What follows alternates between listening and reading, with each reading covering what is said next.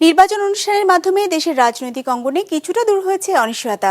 এখন অর্থনীতিতে পুরোপুরি গতি ফেরাতে সুশাসন ও আইন শৃঙ্খলা পরিস্থিতির উন্নয়নে বিশেষ জোর দিতে হবে নতুন সরকারকে, এমন মত অর্থনীতিবিদ ও ব্যবসায়ীদের। আর ব্যাংক খাত সংশ্লিষ্টদের মতে এ খাতকে রাজনীতির ঊর্ধ্বে রাখাই হবে সরকারের বড় চ্যালেঞ্জ। রায়হান শোভনের রিপোর্ট।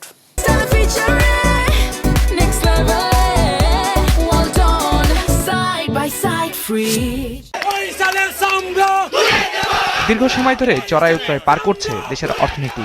অন্তর্বর্তী সরকারের শুরু থেকে আইন শৃঙ্খলা পরিস্থিতির অরক্ষিত অবস্থা ও রাজনৈতিক অনিশ্চয়তাই ছিল এর মূল কারণ, যার সরাসরি প্রভাব পড়েছে দেশি বিদেশি বিনিয়োগে। তথ্য বলছে দেশের অনিশ্চিত বিনিয়োগ পরিবেশের কারণে অভ্যন্তরীণ বিনিয়োগ কমেছে 58% আর বিদেশি বিনিয়োগ কমেছে প্রায় 57%। অর্থনীতিবিদ ও ব্যবসায়ীরা বলছেন, ত্রয়োদশ জাতীয় সংসদ নির্বাচনের মাধ্যমে দেশের রাজনৈতিক অনিশ্চয়তা কাটলেও বিনিয়োগের ক্ষেত্রে এখনো বড় বাধা দেশের আইন শৃঙ্খলা পরিস্থিতি।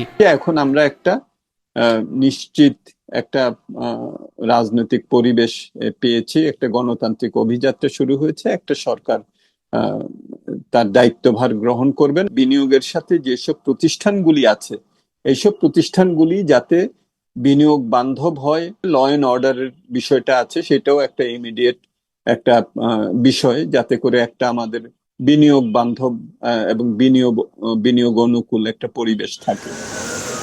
আর তৈরি পোশাক খাতের উদ্যোক্তারা মনে করেন, নতুন সরকার যেন আইন শৃঙ্খলা পরিস্থিতির উন্নয়নের পাশাপাশি এলডিসি গ্রাজুয়েশন পেছানোর বিষয়টিও বিশেষভাবে বিবেচনা করে।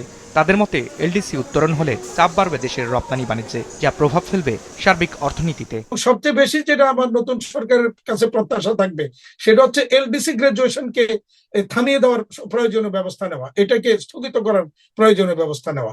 আর পাশাপাশি আইন শৃঙ্খলা পরিস্থিতিকে জিরো টলারেন্সে নিয়ে আসা, এটা আমাদের অগ্রাধিকার বলে আমরা মনে করি। এর পাশাপাশি উচ্চ মূল্যস্ফীতি, নিম্নমুখী জিডিপি প্রবৃদ্ধি, জ্বালানি অনিশ্চয়তাও নতুন সরকারের দুশ্চিন্তার বড় কারণ হতে পারে।